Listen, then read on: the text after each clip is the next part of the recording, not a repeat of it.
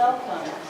Thanks to all of you for joining us this evening to discuss Liberty to Do What, an urgent question raised by George McKenna in his latest essay for the Human Life Review. One that has special salience today, especially for conservatives who find themselves at odds with each other over how to answer it. And thanks to the Apgar Foundation for co-sponsoring what is already an animated gathering. I see a lot of friends here, but for those who don't know me, my name is Anne Conlon. I came to the Human Life Review as managing editor in 1995. 2.5 years ago, I became its editor. 1995 was also the year that a cover story in The Atlantic by George McKenna got the attention of just about everybody who took the abortion debate seriously. Titled On Abortion, a Lincolnian Position, it gave that magazine's casually liberal readers a jolt, and they responded with an unprecedented number of letters to the editor. It even moved an acquaintance of mine, a staff writer for The New Yorker, who was solidly pro-abortion, to call and read the long passages over the phone. So impressed was she with McKenna's even-handed treatment of the abortion question. In 1995, subscriptions might be canceled, but not careers. Jim McFadden, our founding editor, was also impressed with the essay, and with McKenna's blessing, we soon reprinted it. Since then, George has become one of the Human Life Review's most important and popular contributors. When he surprised us with The Odd Couple, Freedom and Liberty, last year, we added pages so we could run it in our fall issue, which had already closed. And we determined then to hold the public discussion we're here for tonight. When he died in 1998, McFadden's daughter, Maria Mafucci, picked up his editorial mantle and set about keeping the promise she had made to keep the review in print, which she assiduously has done for going on 25 years while raising 3 children. In her invitation to this event, Maria, now editor-in-chief and tonight's moderator, offered you an evening of spirited discourse and fellowship. This distinguished panel will no doubt provide both.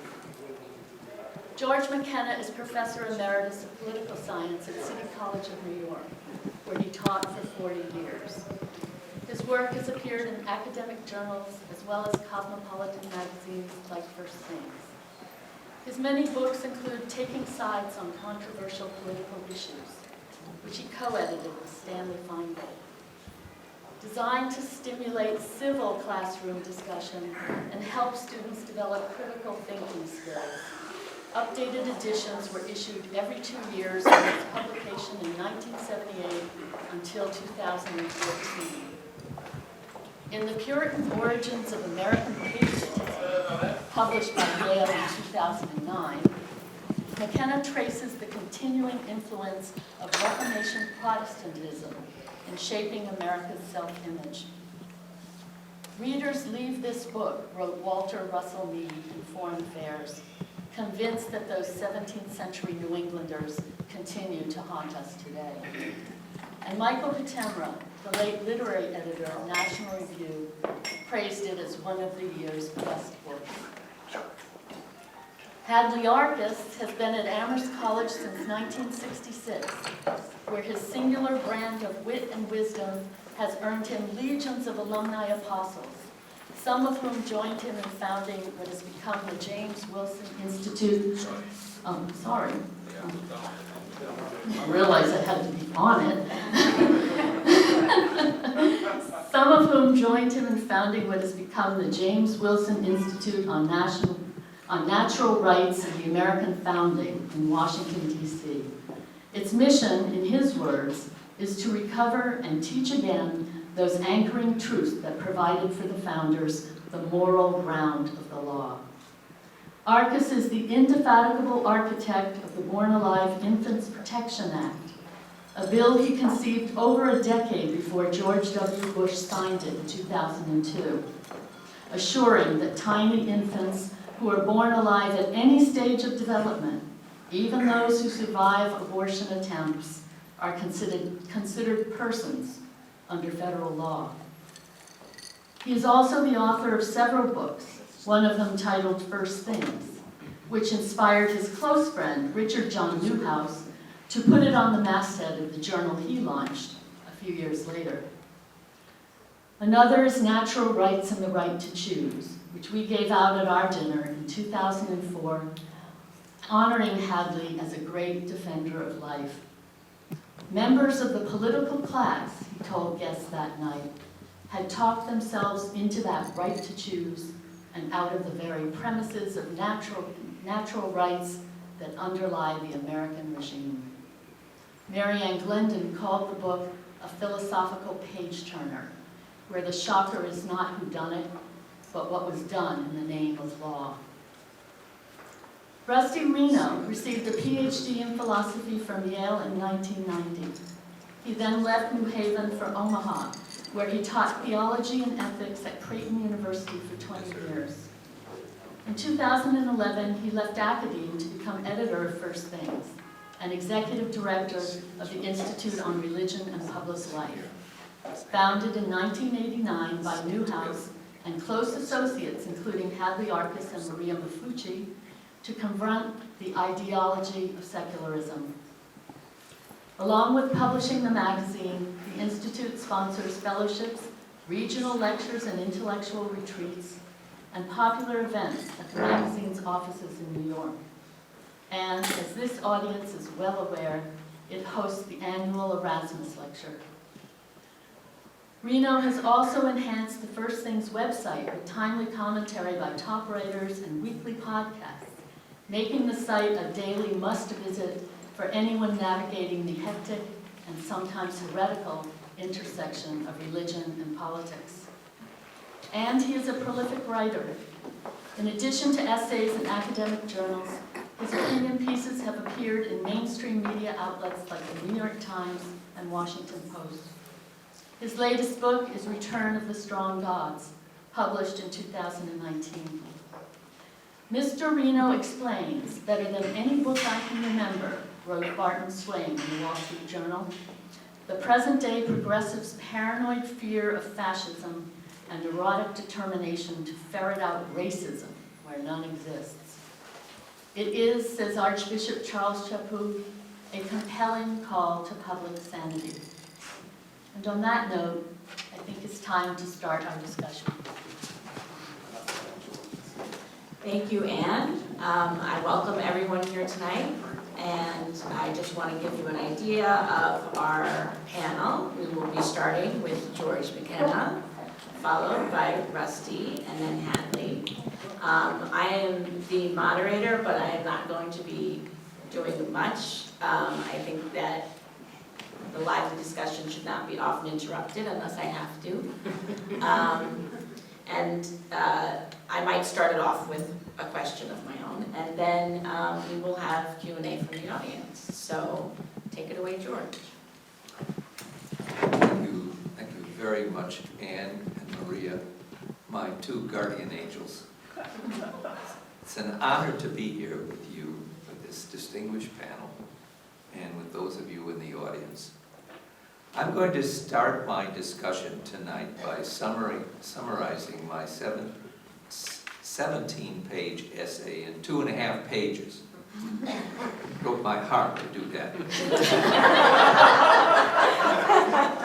but I'm sure it can be mended by the wise and thoughtful comments from the panelists and questions from the room. So I begin.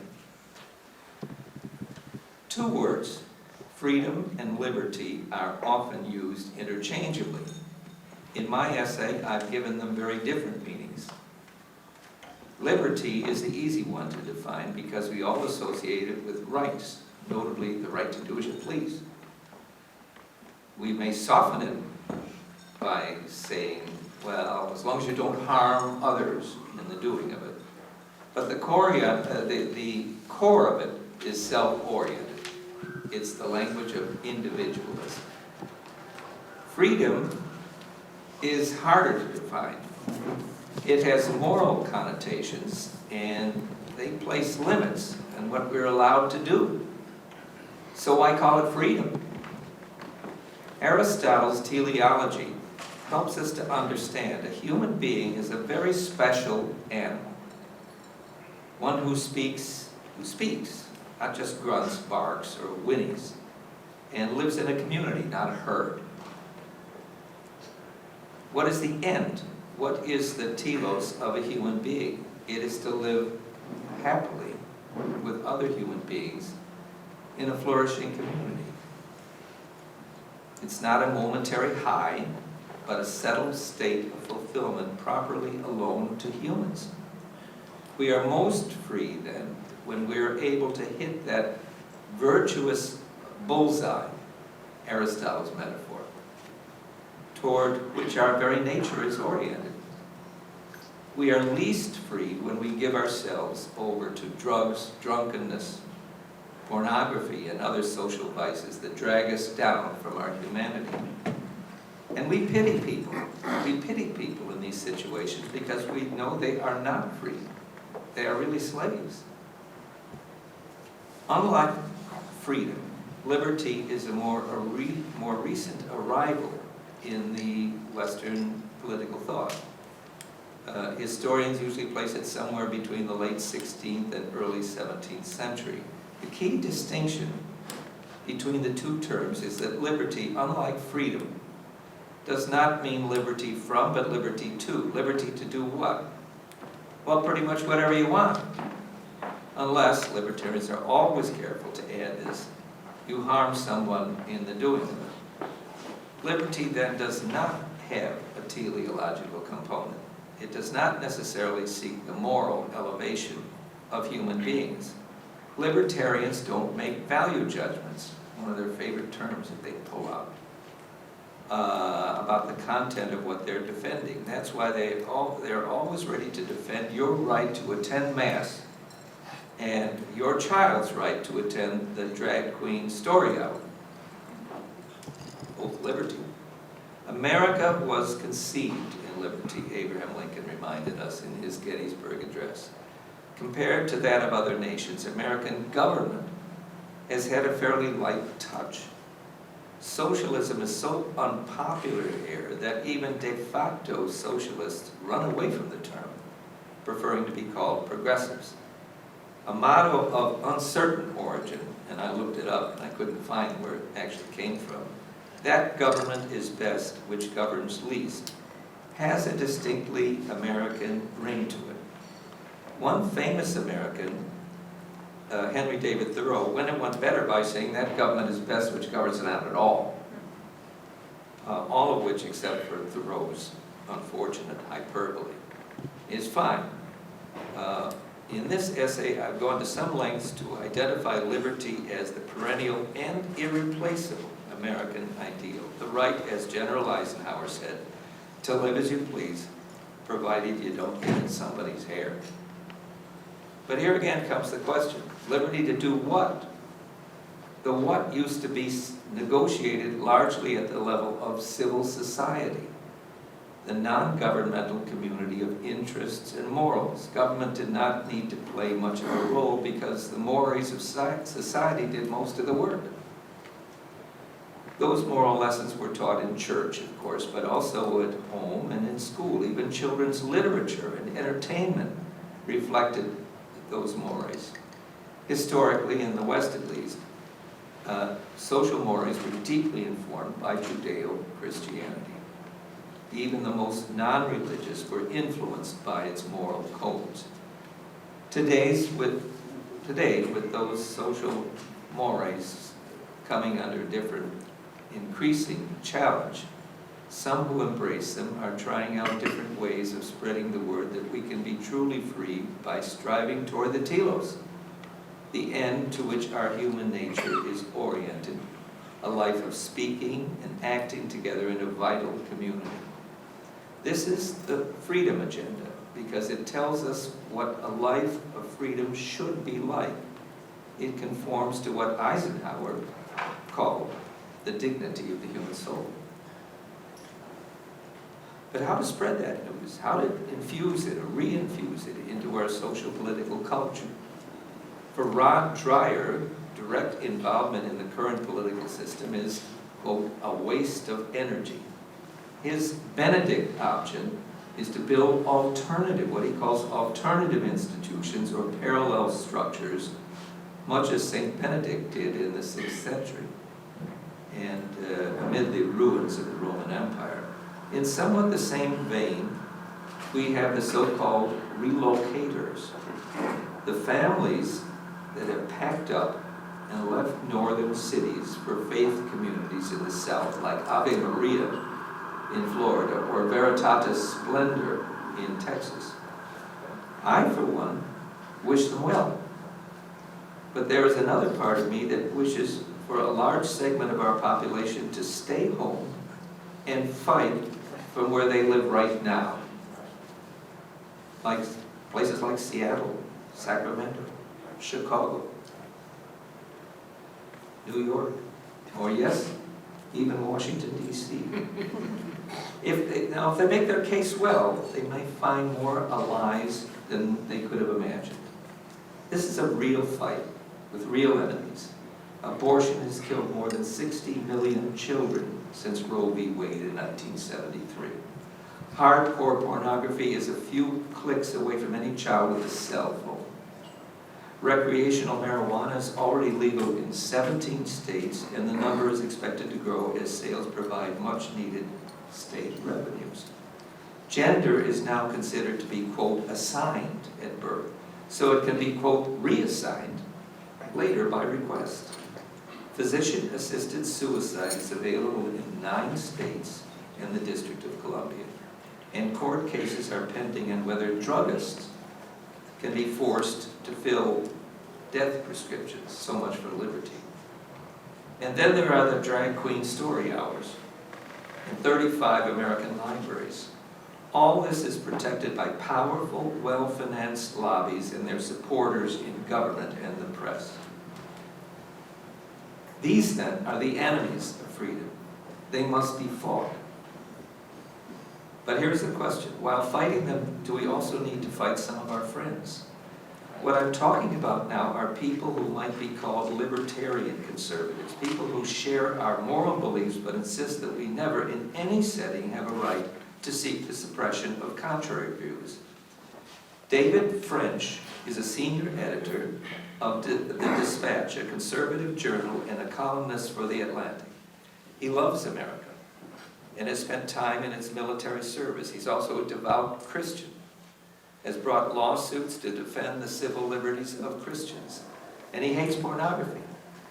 But French is a libertarian. He fights our cultural enemies with weapons perfected by John Stuart Mill. He believes in unfettered freedom of expression, a public forum open to all points of view, and as libertarians like to say, a level playing field. But what he would rule out in any public debate are judgments about the moral content of the other side's position. This approach, which French calls viewpoint neutrality, is the hill on which he is willing to die. In my essay, I brought my readers into a 2019 debate between David French and Sohrab Ahmari, formerly the co-op editor of the New York Post, and now the founding editor of Compact, an online journal. What stands out in it is Ahmari's adamant refusal to accept viewpoint neutrality. Using the terms I defined at the beginning of this essay, it seems clear that French favors liberty while Ahmari emphasizes the Aristotelian goal of freedom, which requires more than just the right rules of debate. It puts on trial the moral content of what it is that is being proposed. But to do that, said French, would be a disaster. The contest between the two kinds of conservatism, moral and libertarian, seems to be irresolvable. But is it?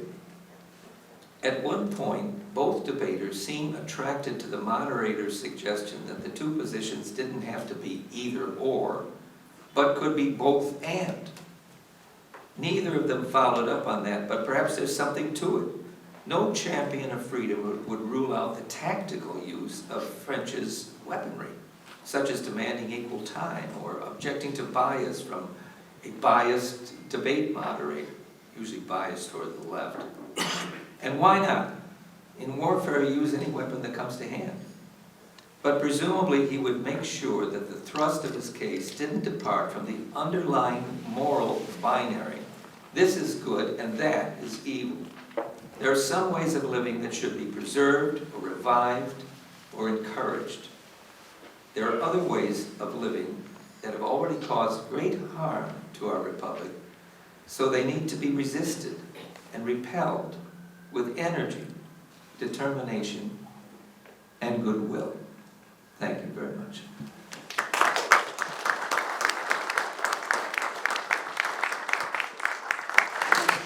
Well, thank you. Before I get going, thanks to Ann Conlon for that very generous introduction, and thanks to George McKenna for providing the occasion for this discussion. Now, I find the distinction between liberty and freedom to be useful. It highlights the difference between the classically liberal or libertarian outlook and the view of the free life as articulated by a figure such as Aristotle, and as I'll argue also, I would say St. Paul. But tonight, instead of differences, I want to emphasize the similarities, actually, between liberty and freedom. And I'm going to do so not in order to dispute George's conviction that we must recover the substantive foundations of freedom, but rather to reinforce that conviction. So let me begin with what I would think of as an ecumenical definition of freedom that ought to appeal to even the most rock-ribbed libertarians. It goes like this. Freedom means being able to do what you want to do. Or to use George's formulation, freedom means doing as you please. Now, Aristotle doesn't put it this way, but that's the implication of his own view of freedom. After all, the virtuous man, by virtue of his virtue, as it were, wants to do that which conduces to his flourishing. Moreover, because human nature is a real thing and not a social construction, as many of the postmodern left imagine, because human nature is a real thing, the vicious man can never entirely want to do that which runs counter to his nature. I can put it somewhat differently in this way. The free man is undivided. That which he seeks accords with who he is. By contrast, the enslaved man is divided. This is the way that St. Paul puts the matter in the 7th chapter of the letter of the Romans. I do not do what I want, he laments, but I do the very thing I hate. St. Paul is in bondage to what he calls the law of sin and death. And freedom is to be found, he proclaims, in the law of the Spirit of life, which is revealed in Jesus. Now, this is not the same as the Aristotelian view of virtue and its formation in a well-ordered community, but I would submit that it runs along the same lines. We can only do as we please if we're pleased to do that which is right, true, and good. I think that's what Aristotle and St. Paul both would agree. And this is the case because we're made to do certain things, that's the Aristotle element, or to put it in a more existential key, we're called to live in a certain way, and I would associate that with St. Paul. In view of these deep facts about human nature being made a certain way, and the question of what we're called to be and do, because of these deep facts, we can only be at one with ourselves. We can only pull, if you will, in the same direction, all the parts of ourselves, and do so without debilitating friction if we think and act in accord with our nature and in accord with our calling. All this is just another way of stating that we're free to the degree that we're aiming at the mark, which is an image that George uses in his essay. Well, with that notion of freedom, I think we can turn to the present time we're living in, which is very paradoxical. By any measure, our society jealously guards our liberties, our rights to do things. Since the end of World War II, our courts have deepened and expanded the First Amendment's limitations on government power. Over the last, and also I submit that this notion of civil rights is also a kind of desire to weaken the power of social consensus. And over the last 2 generations, a quasi-official doctrine of non-judgmentalism has dramatically weakened the social control that is exercised over us. More than 100 years ago, John Stuart Mill urged that we provide room and scope for what he called experiments in living. And his hopes have been realized to a degree that no one in my grandparents' generation would ever have imagined possible. And yet, with all this liberty, the present moment is characterized far more by bondage than freedom. More than 100,000 died of drug overdose deaths last year. And this contributes to an overall and shocking decline in life expectancy in our very rich country. And the cultural vital signs are bad as well. Marriage rates are down, while rates of illegitimacy are up. And now, to be sure, all of these sad facts reflect free choices. Nobody is forcing young people not to marry. But both polling and common sense tell us that these choices run contrary to what people actually want. It's kind of hard to imagine 100,000 people want to die of drug overdose death, or that they even want to be addicted to drugs. And I would submit that populism and the angry politics of our time have roots in this clash between the apparent expansions of liberty, we can free to do as we please, and our profound dissatisfaction as a society with many of our choices. And even more telling is the fact that those at the top of our society are in the grip of powerful fears. Talented young people that I talk to are very afraid of making the slightest misstep as they navigate the gauntlet to gain the right credentials, the right honors, the right internships. So far from a culture of freedom, anything remotely carefree and adventuresome seems impossibly remote, even for society's so-called winners. And polling suggests that the rising generation views the future with deep foreboding. And this does not surprise me, given the constant drumbeat of apocalyptic warnings about the coming climate catastrophe and relentless denunciations of our society as rooted in countless injustices. So we live in a time where we, to use the language of George's paper, we have this vast expansion of liberty and an apparent dramatic curtailment of freedom.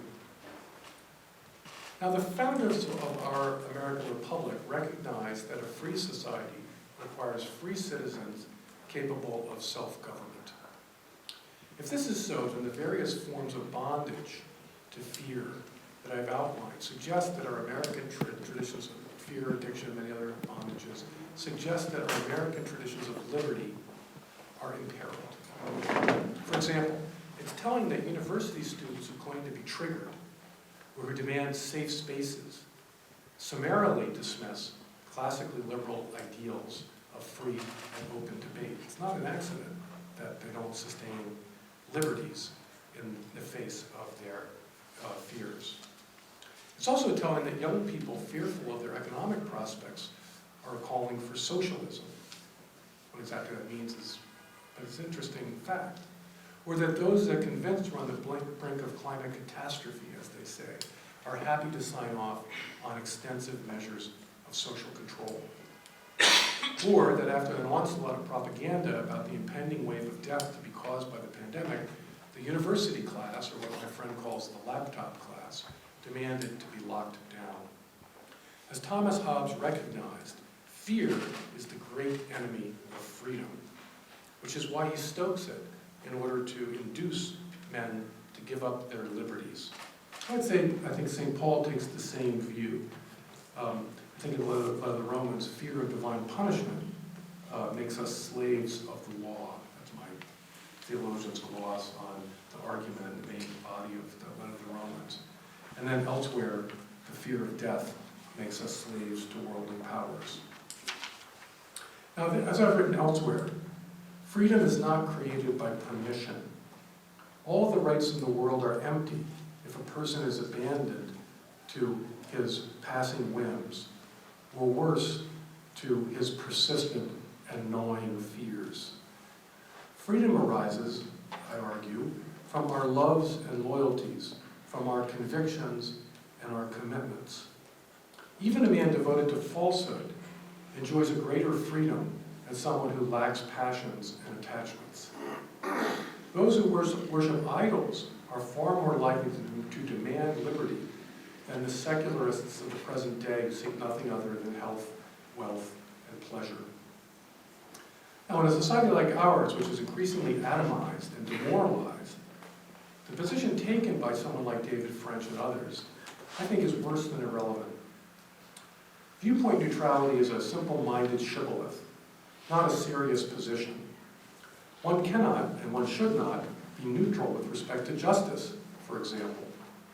And so when a judge disciplines himself to be impartial, he is doing so out of a deeper conviction that this stance of impartiality will serve a commitment to justice. Moreover, notions such as viewpoint neutrality reinforce the general atmosphere of moral relativism that have undermined the loves and loyalties that give rise to freedom. And this atmosphere leaves our fellow citizens adrift, vulnerable to fears that make them more and more inclined to enlarge the power of the state, all the better to protect them from what they fear. So I find myself exasperated by conservatives who recoil when people like Sohrab Ahmari speak in a strong voice about central and abiding truths, not the least of which concern what it means to be a man and a woman. Freedom is a watchword for American conservatism, and limited government has always been an important plank in the modern conservative approach to political life in our country. And we are right to leave as much as possible to the wisdom of individuals and the wisdom of communities, rather than to invest authority in remote technocrats. But that wisdom and that capacity for self-government is imperiled by a flesh-eating liberalism that roots out all appeals to metaphysical and transcendent truth.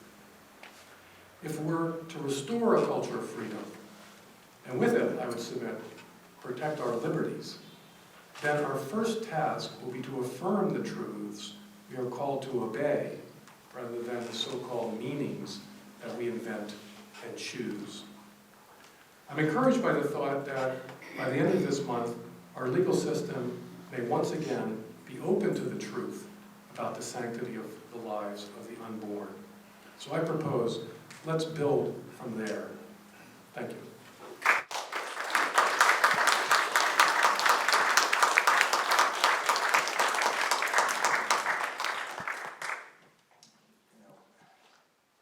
Maria, this is my first time back in New York since COVID. I couldn't help thinking about a dear friend, Mike Gilman, my beloved Mike Gilman, whom he gave a posthumous award. So I'll take 1 minute to recall one of Mike's favorite stories, an item he clipped for me from the New York Times for the Metropolitan Diary, Sketches of Life in the City.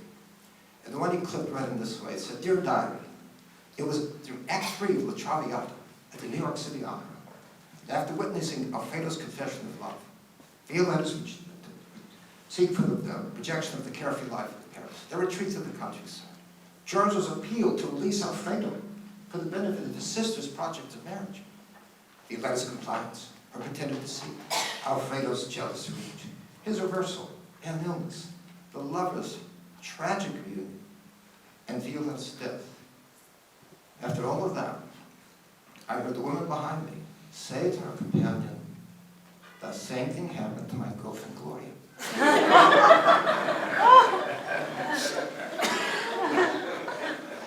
So I want to draw the same branding with the grand present. I shouldn't forego mentioning that George and I have this rare bond that we both spent 2 years, our first couple of years in college, at the most implausible of campuses, Navy Pier, University of Illinois, Chicago, a warehouse of 5 blocks going into Lake Michigan.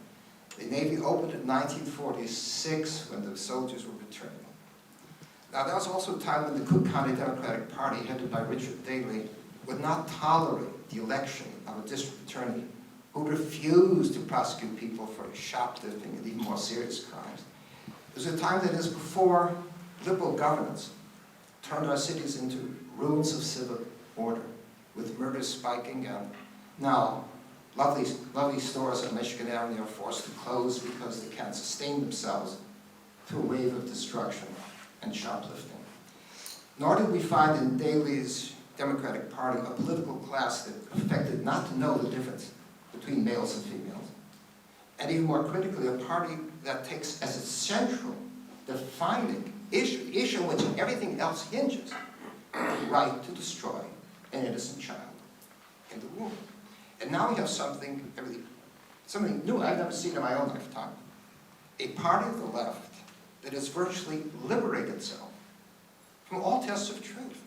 Where you can't have a serious conversation about the truth, whether it's about climate change, the life of the child in the womb, or even the difference between men and women. In fact, the point was that you put down a storyline and act as though it weren't true. People may raise charges against Brett Kavanaugh in respect. It was her truth. Right? We try to confirm the identity of voters, and that's called voter suppression. Killing babies is called reproduction. It was peace is war, war is peace. But I'll take my entry into George's paper by simply bringing out that opening sentence in Aristotle's Politics, a sentence that still delivers news to many people with pricey educations. That every act we take, whether it's seeking change, remaining still, every act we take implies some rough notion of the things we regard as good or bad, better or worse. Is it better to go to work? Remain idle. Better go to work at a legitimate occupation or one that's shady or illegitimate. The point that's been persistently ignored is that when we are speaking in moral terms about the things that are good or bad, right or wrong, we're not speaking about lofty things hanging in the sky. We're talking about the grounds of our most practical judgments. So we begin then with the recognition that acts can be directed to good or bad ends, as George says. Then the further recognition, I think coming from me with Kant, that there is nothing we can name, no thing, no act, that cannot be directed to a wrongful direction. I could use my skill of driving to drive for the mafia or drive an ambulance. I could use the pen to defraud or to write a donate. I could hit golf balls through my neighbor's windows. And so when the founding generation raised the banner of liberty, it was instantly joined with the converse, license, the misuse of freedom, when our liberty or freedom is directed to wrongful ends. But whether we say liberty or freedom, as Leo XIII pointed out, we recognize liberty and freedom only in creatures of reason, who can impart a moral purpose to their acts. Cows and horses can't have property rights. Rights flow only to moral agents, beings who may recognize the moral limits that are always at work, beings who can come to recognize those things they may not rightly claim even in the name of their freedom. I think that what George is pointing to is the way in which courts over the last 50 years, actually he goes back longer, to 100 years, the 20s, but it's been crystallized in the last 50 years. The courts have given us a truncated understanding of liberty precisely by detaching liberty from the moral test of those ends to which liberty is directed. What harm it begets. So the Supreme Court puts the accents on autonomous individuals prizing their liberty, persistently erasing from the screen the unborn child who would be the victim of that exercise of freedom. And finally, at the very edge of liberation, we're told by Justice Scalia, by his successor, Neil Gorsuch, that if a man simply, as an act of will, asserts that he's become a woman, everyone around him would be obliged to respect that judgment, and if he doesn't, he could put himself and his employer in legal peril. Here we see liberty utterly detached from the grounds on which rational beings claim that liberty and respect its moral limits. The judgment of every act that will pivot on our understanding of the end to which it's directed. So, John Marshall famously said that anyone who publishes a libel in this country can be sued or indicted. He could be sued for personal damages, or indicted if he's inciting a crowd to animosity and hatred toward a religious group. Speech, but what they understood at the time was that not every instance of speech was categorically innocent. Speech could be used to carry out assault, threatening calls, crosses burned outside homes. And what happens? We treat those acts as we treat any other act. We try to gauge whether the harms they inflict are justified or unjustified. But now we've reached a point where we find conservative writers and even conservative judges telling us that hate speech is protected under the First Amendment. And that is how even the court with Justice Scalia can strike down a law that bars the burning of crosses, or the courts can sustain this band of characters harassing the funeral of a dead Marine with signs saying, Semper Fi fags, thank God for dead soldiers. The conservatives have been so alarmed by the repression of the left, getting more and more aggressive, that they've come to think that the best line of defense, as Presley intimated, the best line of defense is to take a wholly relativist line and insist that there are no standards at all for judging the difference between legitimate speech and the speech that assaults or just poisons the climate of civility in which discussion can take place. All this finds expression in two recent decisions written by one of my best friends on the court. And so Justice Alito, Mattel versus Tom, 2017, would offer as the bedrock First Amendment principle, speech cannot be banned on the ground that it expresses ideas that offend.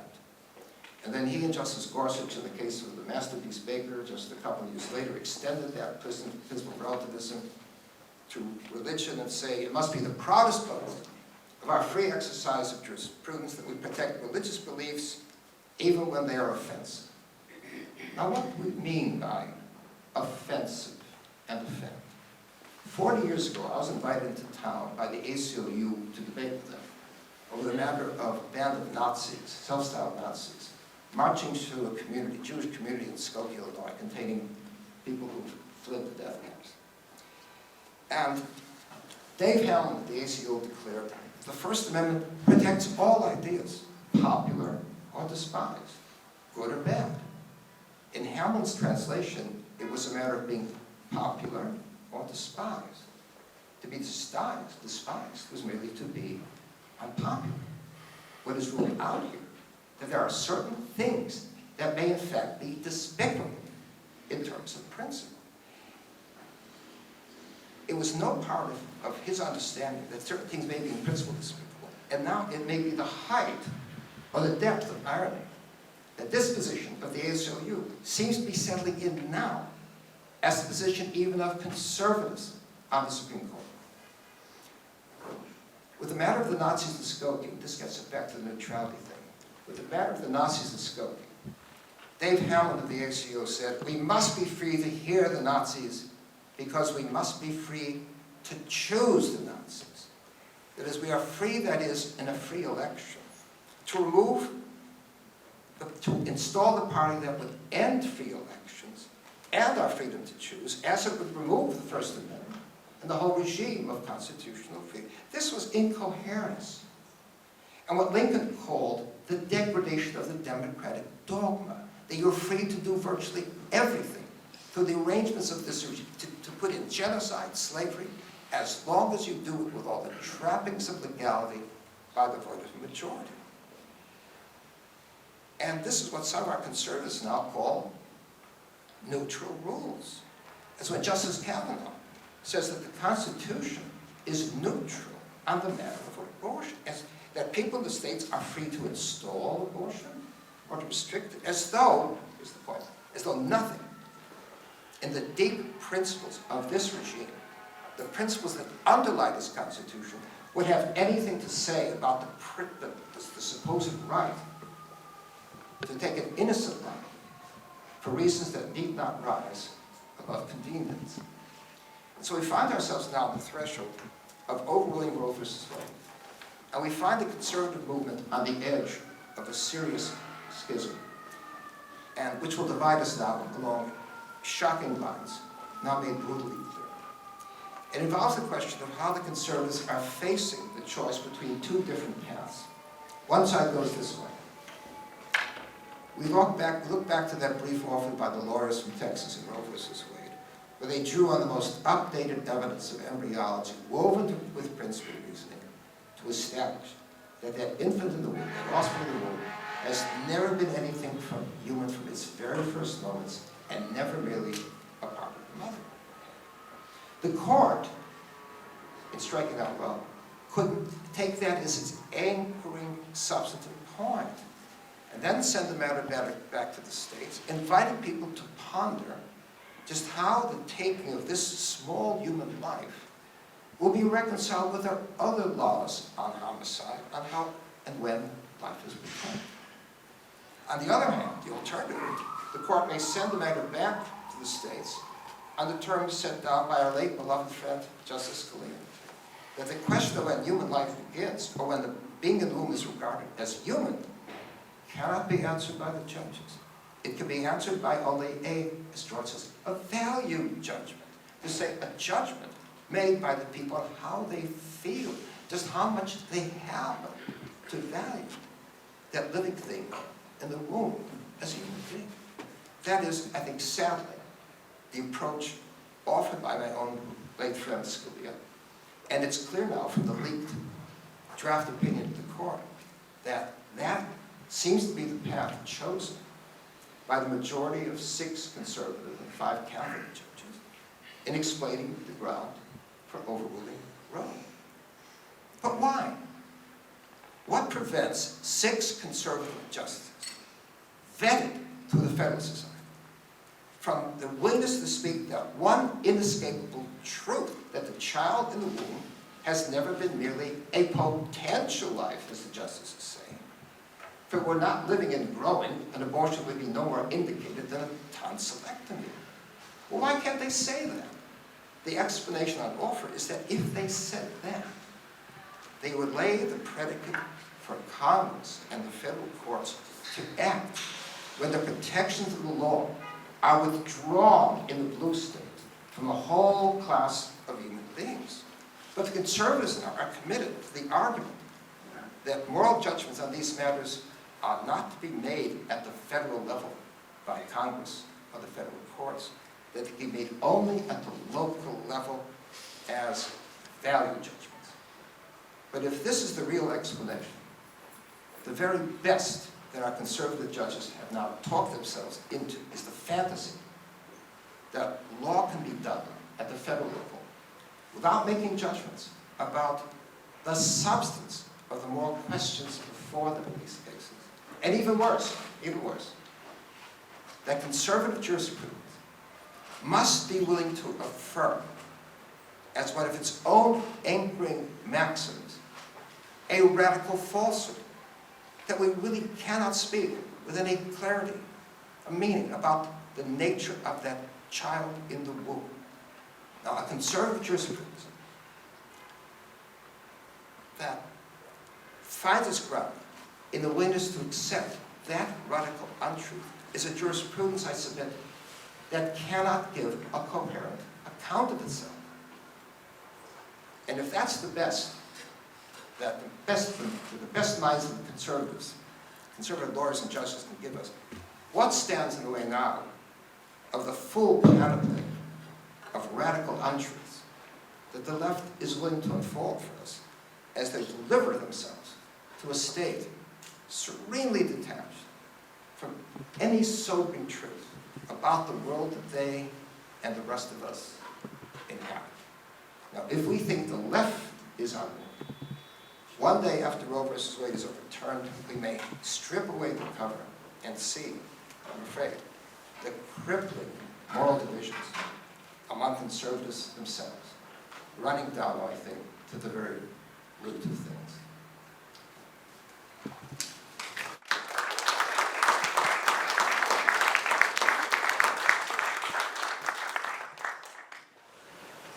I just want to make one comment, maybe a question, because I think as as well, with the outset of sorry I can't leave you with anything positive. Would you accept 2 negatives?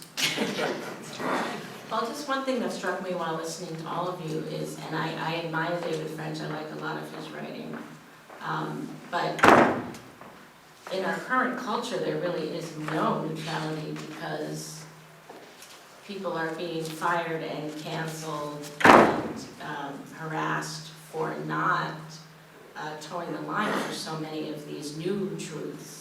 So it's not that we're fighting to have equal time at all. I mean, if I wanted to hold something about the importance of the Eucharist at a library or any other thing that we might want to do at a library, I'm sure that would be told that was absolutely wrong. So I don't really understand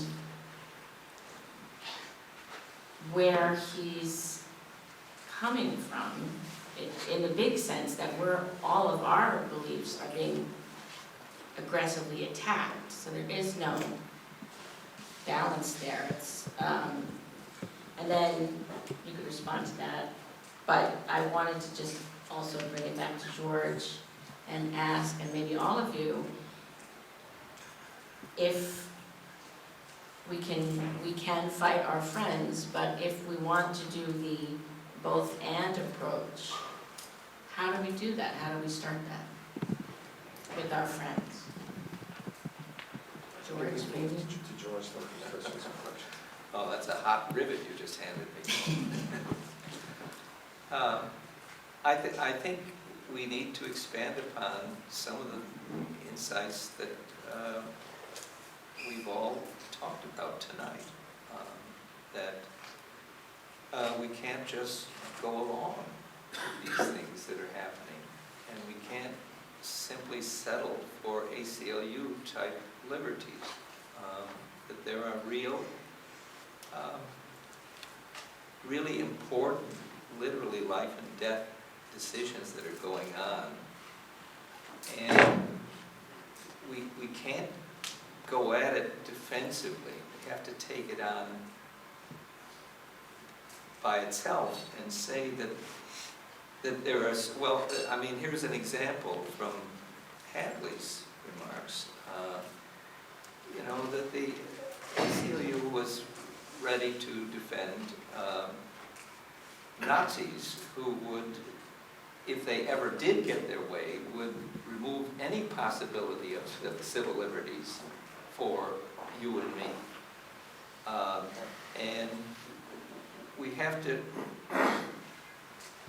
say that no, that's a kind of argument that I eschew, because it's self-defeating and it's suicidal, because you're allowing people to promulgate and put into the hearts of other people the need to kill others and subject them to a totalitarian government. And so that's, once that is clear, it's clear that civil liberties as a doctrine has certain fatal flaws in it, even though it can be used for good purposes, then I think we can start to find more allies who are sort of in the middle right now, sort of the wishy-washy middle, and get them on our side. That is David French's position, isn't it? It's neutrality on obviously. Yeah. It's, I mean, I could see if I was, deciding that case, I would have held in favor of the right to march for the Nazis. And my reasoning would have been, this is a supercilious movement with no real traction in American society. We can indulge this in order to, if you will, build a fence around the law, so to speak. But were it to be a genuine, actual threat, my vote would have gone the other way, for precisely the reason you give. I mean, the Constitution is not a suicide pact. This was a famous line. It's been used for other matters.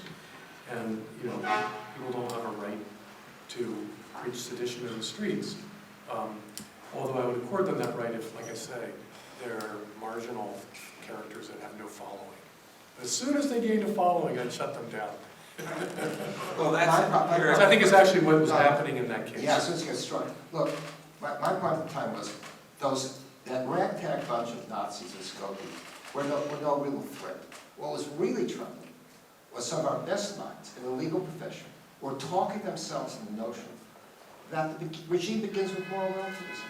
No, I agree with you. I mean, like I said, I see it as a prudential judgment. But for me, the both and, the line that I presented tonight and what I've used in other things, presentations and things I've written, is to argue that we're not going to preserve our civil liberties unless we remoralize our society. Example, if we don't renew marriage and family, it's kind of game over for the survival of our constitutional regime. I mean, atomized, isolated, middle-aged people that are not married, don't have children, they're the most likely to be in the grips of these sorts of fears and anxieties and so forth they're going to beg for the expansion of the nanny state, and they're going to be deeply hostile to the kind of society that takes the risk of these liberties, of which I take the Skokie example as that kind of, the luxury of taking those risks depends upon the fundamental stability of a people that is capable of governing its life in their lives in well-ordered ways. As our society becomes more, people's lives become more disordered, we're going to get an ongoing expansion of technocratic control of people. And so, and that's a function of lack of virtue, lack of ability for self-discipline, which is the essence of a genuinely free life. And on the other hand, I just realized I could become a member of the Republican Women's Club. That's simply making a declaration. I don't think Cool. they do have. I was a member. But you're picking up though on that point, and John, look, many conservatives think that marriage is lost. We can't argue about that anymore. We said, well, has the argument in favor of marriage as we know it, the legal unit, has that argument been refuted? Then why do you say that the thing is lost? Why are you giving into it? Well, you tested it at the end. We had, I'm the author of one of those bills that was struck down by the court, the Defense of Marriage Act from 1996. There's a proposal for a Defense of Monogamous Marriage Act. Let's do it again. And see if the court strikes this down, it would be virtually licensing polygamy. And on the other side, I've been making the pitch that if they're uncertain whether Congress can act, the best thing is to come again with our bill to protect the child born alive, and now adding the penalties that were stripped out of the original bill. It's the hardest thing for the other side to defend. We passed it heavily in the House. You just couldn't get 60 votes to get it to the floor. That's a test. You sort of test the waters, plant that as a toehold, and we might begin from there. But and this is also the argument with our friends. This makes sense. I mean, we've got a young author proposed to me a piece on having Social Security benefits enhanced in accordance with the number of children you have. And you can imagine the arguments being made that this discriminates against single people. And the question is, will we have a society that encourages marriage and children, parenting? Right. Or do we have a society that's indifferent towards whether people marry and have children? You can't say that the answer is viewpoint neutrality. No, those are two separate value judgments. One is that it doesn't matter. The other one that matters crucially for the future and health of our society that we renew the marriage and restore the household as the focal point of people's lives. And again, my argument with David French is, if we don't get that, it's like you're not going to get any of your nice little liberties. So you were saying, Rossi, that they say you're treating single people and married people differently. You should be treated about the same. I mean, I think that's exactly the argument that they make. Right. And, we have to be neutral with respect to people's lifestyle choices. And that will be an argument for example, and that's why the court will strike to deem the law. So some states have non-discrimination on the basis of marital status. I don't think it's federal. but I think it's state-based. And that'll be the argument that'll be made, is that this discriminates with people against people on the basis of marital status. I just think, this paralyzes us in a way that won't allow us to actually address the problems our society has. And everybody recognizes, not everybody, but a supermajority of people, and the Democratic Party too, they recognize that this is a serious problem, this question about marriage and family. That's why they're arguing for, free pre-K, all that kind of stuff, because their voters are also frustrated that they can't pursue their life ambition. One of the central ones of which is to get married and have children, and be able to raise them without suffering sort of onerous financial burdens. And what you're saying here, that yes, we think there's something different about an arrangement in which both parties, male and female, commit themselves not to quit this association as it suits their convenience. And the child begins to absorb that as well. There's a radical difference between that state of affairs and people just cohabiting. And we have reasons for favoring one, right?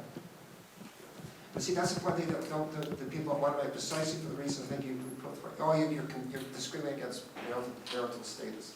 Yeah, I see the point. Well, I think we're really juggling truth and politics, and they're both very important. I've taught political science for 40 years, and I love politics. And it's very important. It's what helps us to navigate. What Hadley emphasizes is, hey, how about truth? Take the case of abortion. I mean, it looks as though the way that decision is going to come out, that the question of when abortions are going to be allowed is going to be left up to the popular vote of each individual state. That's the way it looks as though it's going to come out. And I know Hadley objects to that for the simple reason that it's sacrificing truth to nice, settling down, stopping all the fighting.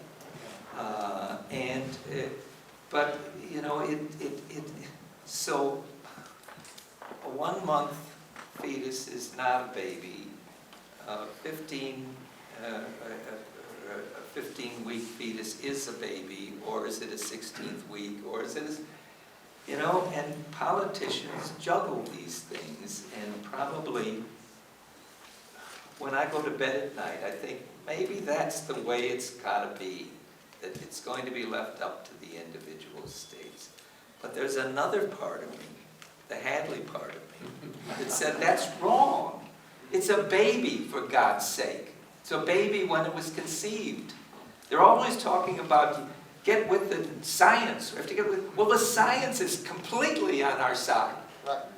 and it's no less a baby at 1 week than it is at the moment of birth. And but then the politician steps in and says, "George, calm down. We have to have end all this hatred in our country, and the way to defuse it is to leave it up to the states in their wisdom." And when I wrote the piece on Lincoln and slavery, I thought the way Lincoln must have thought before he actually went all in for abolishing slavery was that we go as far as we can, and then we keep pushing. And I suppose my ramshackle way of reaching a synthesis of Hadley and Mayor Daley, maybe, a solid politician, now no-nonsense politician, is to let it be that the states go their own way. And then we keep nipping at it, keep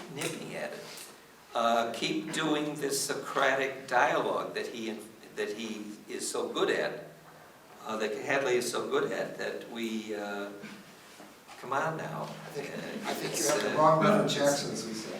I think, the key, Lincoln's I think, I agree, there's the side of him that recognizes the limits of what can be done, but he always stated the principle. Right.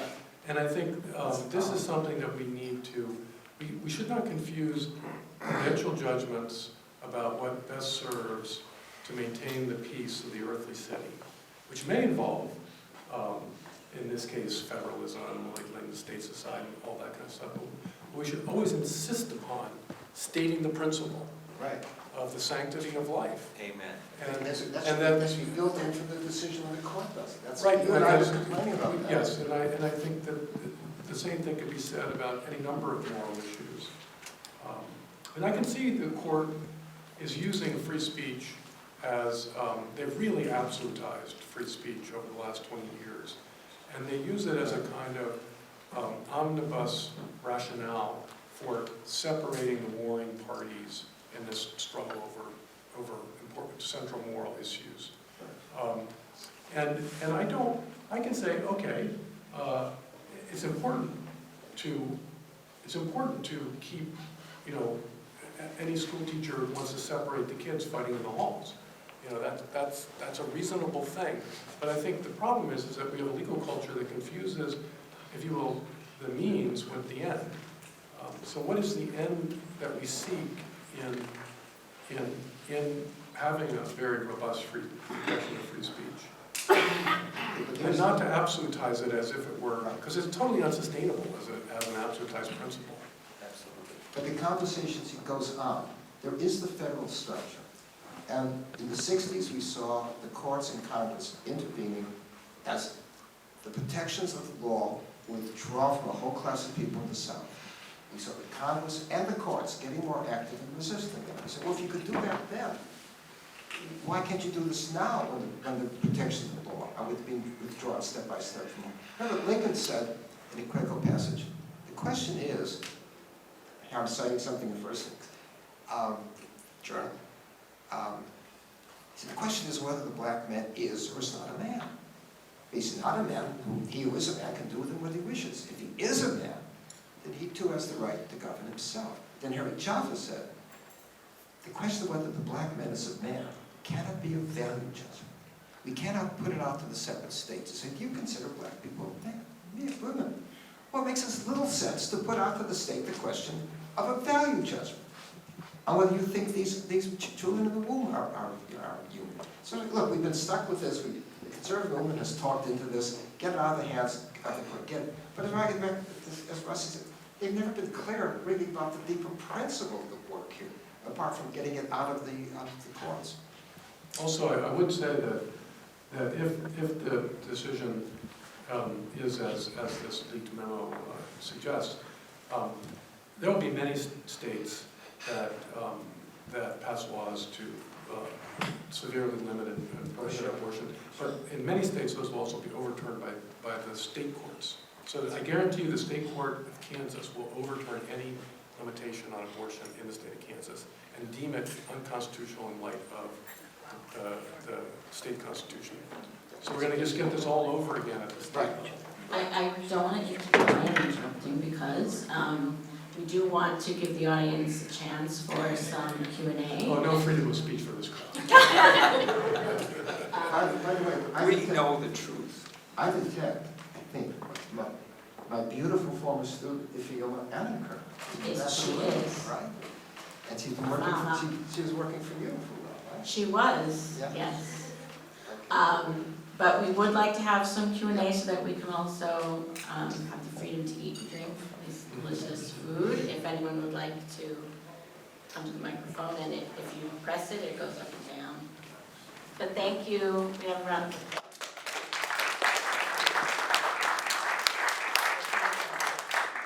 Forgive what might be a somewhat, say, dumb question, but Turn on the microphone. Oh.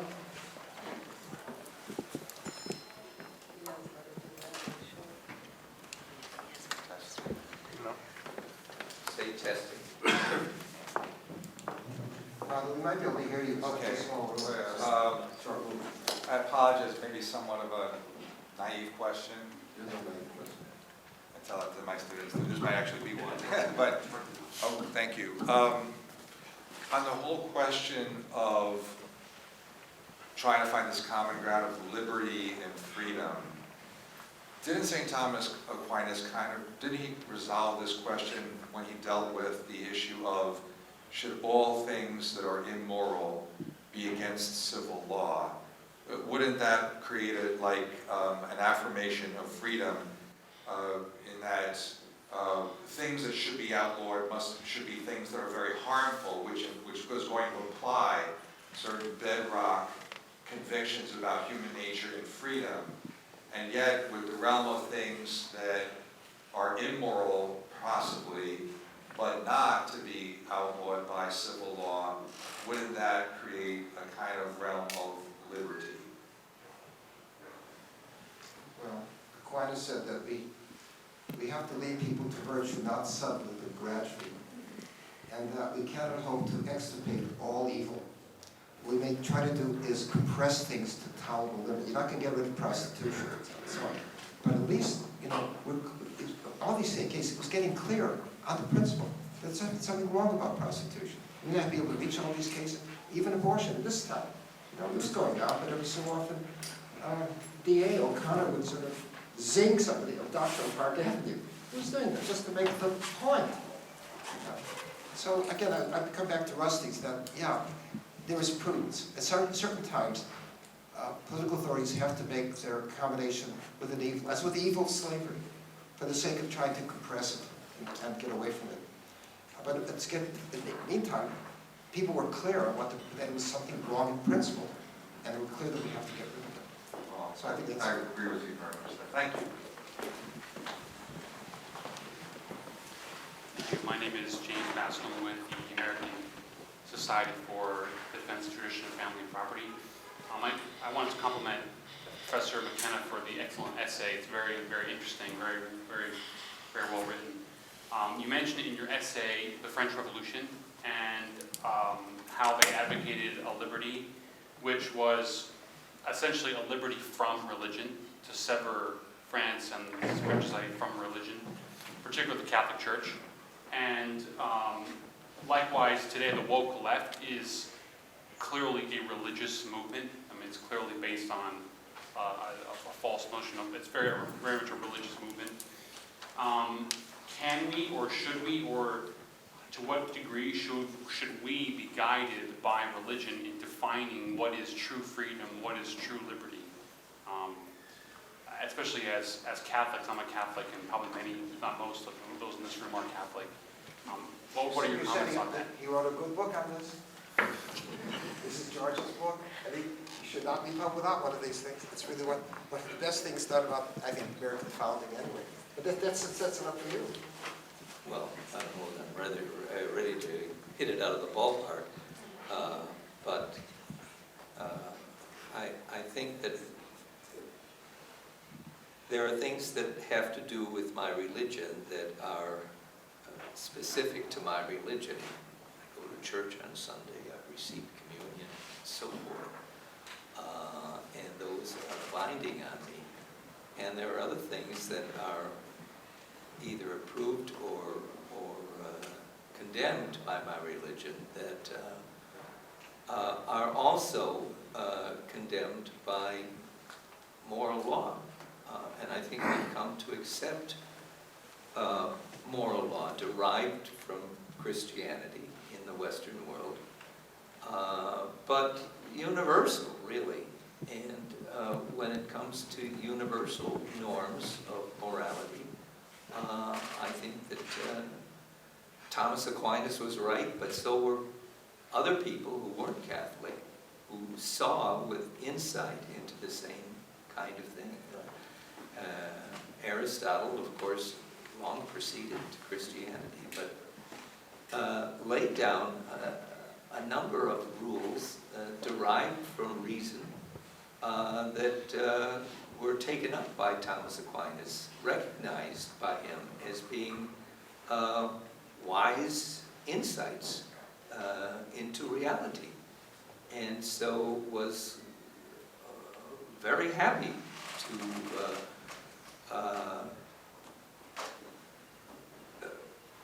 bring Aristotle into the discussion and affirm that yes, he was right in saying this.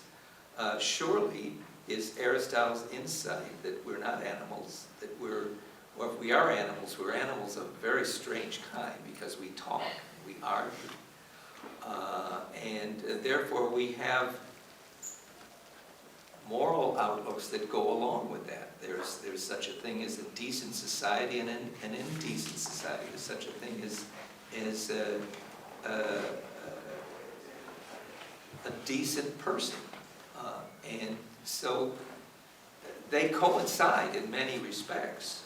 That doesn't mean that all of Aristotle has to be swallowed whole, nor that Christianity has to be in any way hostile to the pre-Christian sages like Aristotle and Plato. So there is a mixture together, and it comes from The church's position on abortion they don't invoke belief at all. They simply see this as a species of natural reason. That's a good example. I mean, it isn't. If you accept the premise that you're not supposed to kill people, then science will do the rest of the work for you. You don't have to be Catholic to understand it. You can't be Catholic. You don't. The church's arguments that way. Thank you. With the upcoming Dobbs decision, it always struck me as a pro-life activist, what you referenced, Mr. Arkes, the conservative reluctance to discuss the unborn child when discussing abortion. I've seen it for years. There will be an immediate focus on Roe and how bad Roe was. And conservatives will talk a lot about that. They do not necessarily, however, talk about the unborn child. That's right. And I always likened it to lamenting all the beautiful furniture that went to the bottom of the sea at the sinking of the Titanic, rather than worrying about the 1,100 lives that were lost. And that has produced just what you said, this legalistic response that we're finally going to get rid of a decision that Alito tells us serious legal scholars knew was wrong from the beginning. It's taken 50 years to get to what we're getting to, and I'll celebrate the reversal of Roe as heartily as anybody. But we are getting a compromise. We used to lobby for a human life amendment down in Washington. Right.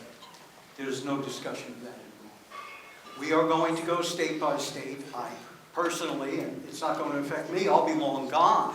But it seems to me like the Dobbs case is setting up an easier predicate for a second civil war.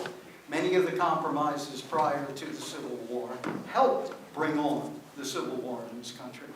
And this might be another one.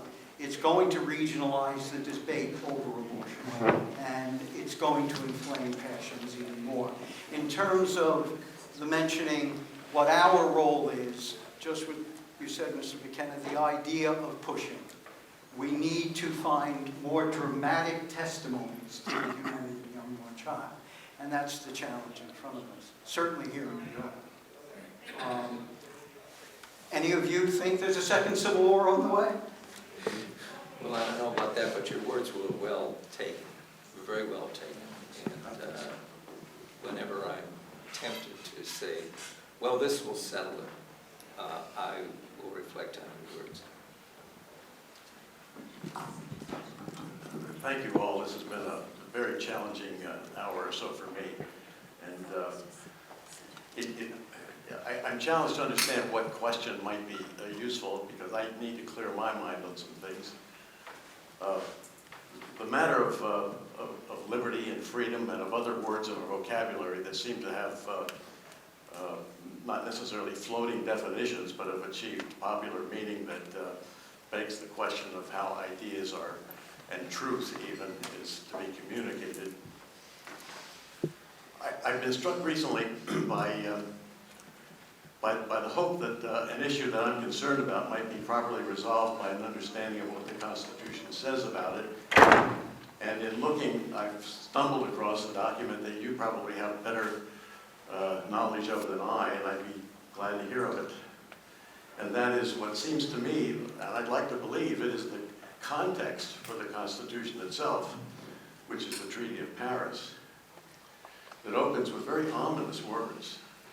In the name of the most holy and undivided Trinity, and very quickly commends the providence of God himself for having disposed the hearts of the adversaries, the British sovereign and the United States, to forget their differences and to pursue what ultimately makes this an independent nation in the world of nations. In the name of seems very important language to me. And the notion that the divine sovereign has disposed the hearts to do something remarkably good and virtuous. And it strikes me that in the murderous and in many ways the deceptive principles of what has become a public adversary, there is action in the name of yet another metaphysical being who is the father of lies and the one who's murderer from the beginning. And I suggest that it's a matter of hearts that are at stake. And I don't have the capacity, of course, to manipulate even my own, but I just throw this into the mill here and see whether you might respond. I thought it was yours. But is it, you must be pointing to something. You must have some kind of an answer in mind, tentatively. What are you pointing toward? Well, over the last number of years, colleagues on the issue that I'm dealing with have really puzzled whether we're witnessing evidence that would suggest, in terms of Romans chapter 1, that we are really seeing God's giving us over. That's big talk and ominous and metaphysical, and it's impossible to deal with unless, of course, one has a sense of how one should behave in the instance that this is a disciplinary season in the history of humankind under the auspices of our sovereign Lord. We certainly are seeing, on the left, the time of the Bill Clinton, safe, legal, and rare is long past, and it does seem as though there is really an embrace of killing as a positive good to be applauded and celebrated and championed. And so there is a heightening of the contradictions here that is disturbing to me, certainly, to see that in those with whom I disagree about the matter. What this means in the providence of God is not for us to probably to speculate about too extensively. We're warned not to presume to know the hour in which we're in. I'm sorry. I don't want to get into too much in inflection periods in history, but I do think something is going on. And that you, a bunch of kids recently just beat up on pro-life peaceful demonstrators. They just beat them up. And I don't remember that in the past. I remember some shouted comments and so forth, but I'm seeing statements that are hair-raising that I did not see in the past about women bragging about their abortions and saying that they wanted a blessing for their abortions, and really, really weird things going on. And I don't know what to make of it right now. I honestly don't. And you imply there was something satanic going on, and I don't dismiss that. It is a period where it's sort of a make or break period in American history, I think. I don't know where it's going. When you find people in the medical profession say that you can designate your sex, that they're willing to go along with this, but they know it's not true. What is going into these people? You know, I have friends who think this is diabolic. So I think maybe instead of secession, we should call them the exorcists.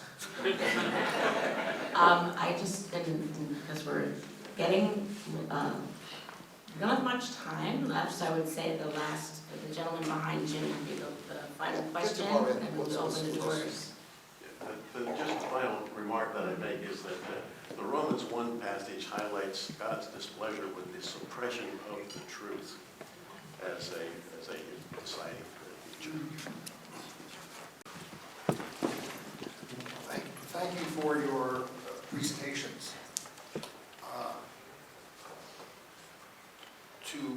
To some extent, I take it that all three of you believe that in seeking to defend the truths and institutions and values that we probably share, that we should move beyond just a libertarian process, the kind of neutrality, toward defending the truth and validity of the substance of those permanent things.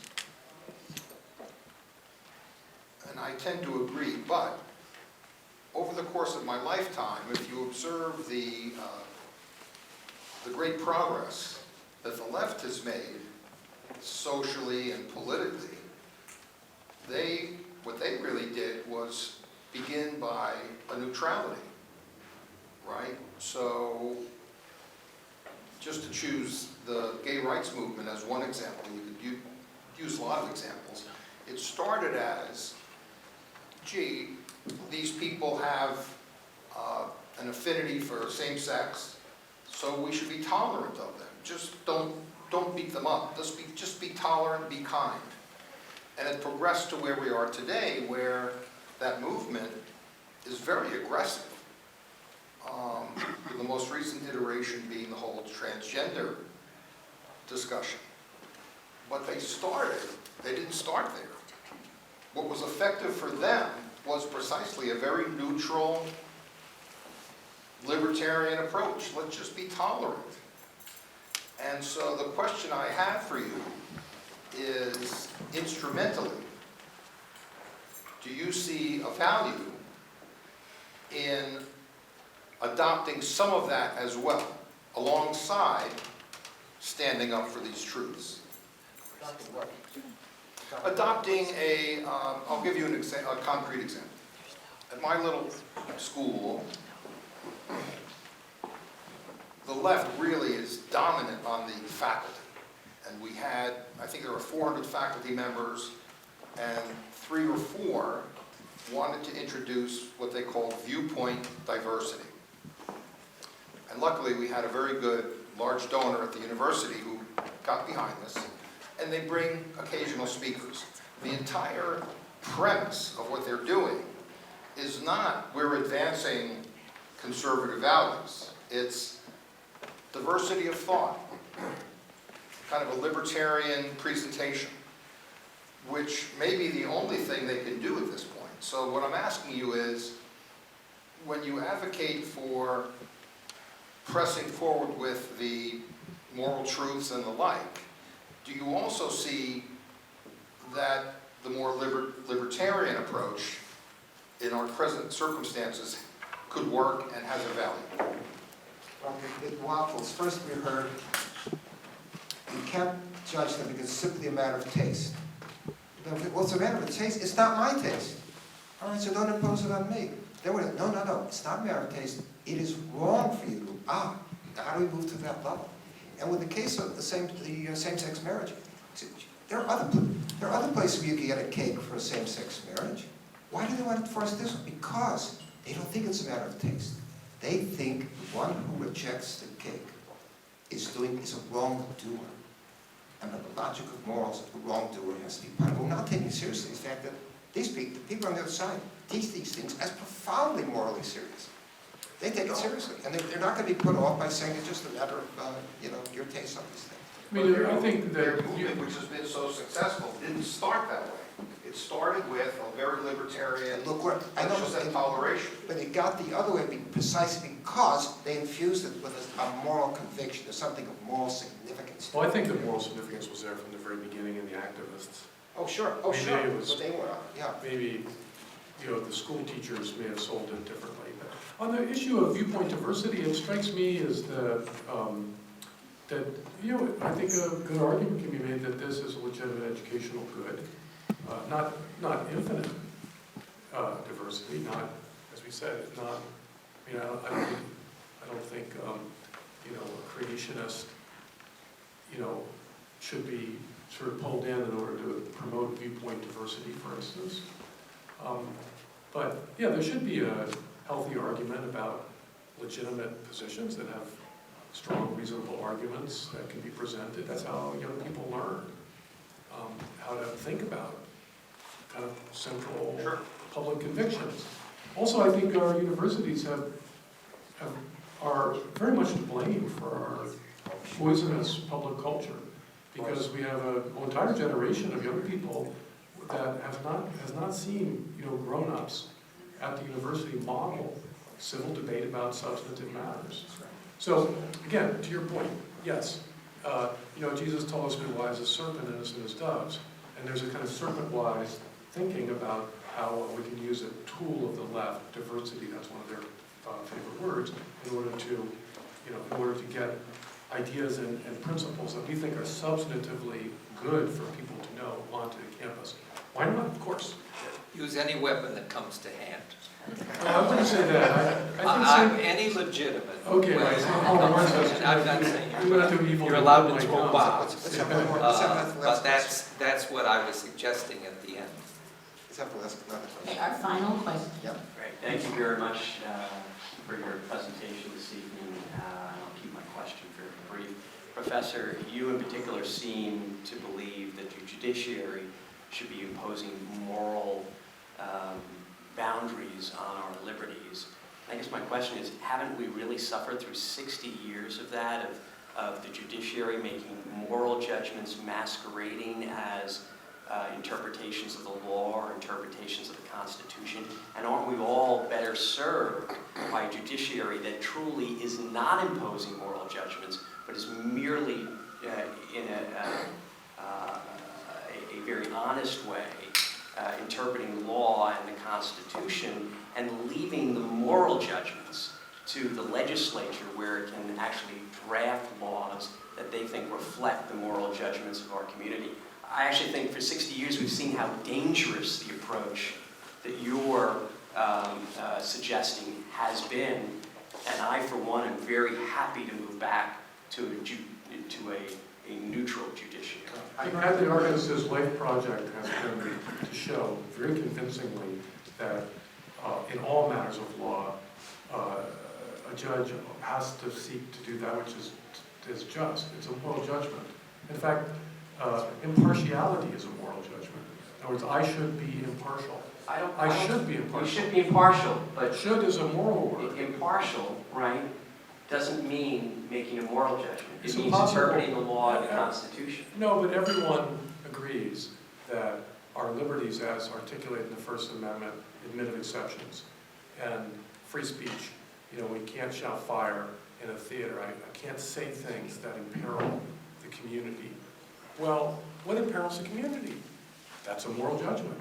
So there's really no way, this is a kind of fool's gold that people on the right seek, which is somehow we can have law without moral judgment. I disagree. I think what the judges are doing in that case are they're balancing different liberties, right? The liberty to free speech, right? The right to free speech as against, say, the right to practice your religion, right?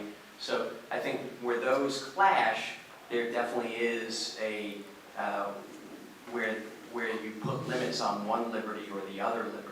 But I think it's very dangerous to say that what the judges are really doing and what they should be really doing are placing their own moral judgments around our liberties. Well, I think you say that's the they're- legislature. See, not- you say their own, as though it was something really personal, to the extent that it really is moral judgment. Isn't that No, what it's they not. did in Roe v. Wade? They put their own, not that there was no basis in our larger Yes, society, sometimes, yes, sometimes but they people imposed do their own that. moral judgment. But the corrective to that is not to abandon moral reasoning altogether, but to show where the moral reasoning is specious. But Look, if you give them that argument, if you give them the opportunity to say, okay, you get to now decide something outside the law, something outside the Constitution, and you use that as your anchor for making a limitation on our liberty, you're just essentially justifying what they've done for 60 years. But now, because we control the court, we're happy with that type of gamesmanship. I think it's very dangerous. I can recommend a book called First Things, and a book called Beyond the Constitution, showing how judges for the earliest period were compelled to move outside the text for the sake of explaining the judgments they're making in applying the Constitution. Look, Holmes said, the purpose of the modern project is to purge the law of all words of moral significance altogether. I bet you there is no way you're going to be able to do that. To ask whether the judges can get through the day. I disagree. The law is what makes the moral judgment, right? The legislature can make the moral judgment, and then the court can enforce the law. But if you're asking the judges to step outside the law, what's written in the law or written in the Constitution, you're really opening yourself to the tyranny of 9 justices, which we've had for 60 years. It takes a long story, so I think you're wrong. I think we're, Listen, yes, one more. One more. Then we got to. No, George, I'm over with Cardinal Lustiger, that shouldn't be forgotten. Unless to George's point.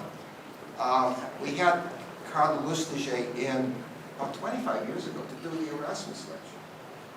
And he gave a talk, marvelous talk, and he said, talk about the scheme of liberalism, of libertarianism, that your freedom ends at the point at which you begin to affect other people adversely. And then the Cardinal said, do we mean all of the people? Are we assuming that everybody out there counts? Are we smuggling into the notion all men are created equal? Or are we saying your freedom ends when you begin to affect adversely, wink, wink, those who count? Those who count. And so remember, Hadley Arkes says, how come you're like, well, the steamboat blew a cylinder. Is anybody hurt? Oh, no, just the labor killed. So, oh, it's a good thing. Sometimes real people are killed in these things. So now you have the matter of the unborn children who are simply erased as beings who no longer count. All right, I want to thank you all. Obviously, we could have a series devoted to this, but I want to thank everyone for coming, and also invite those of you who are not yet subscribers to the Human Life Review to get to know us and subscribe. We have issues out front for you.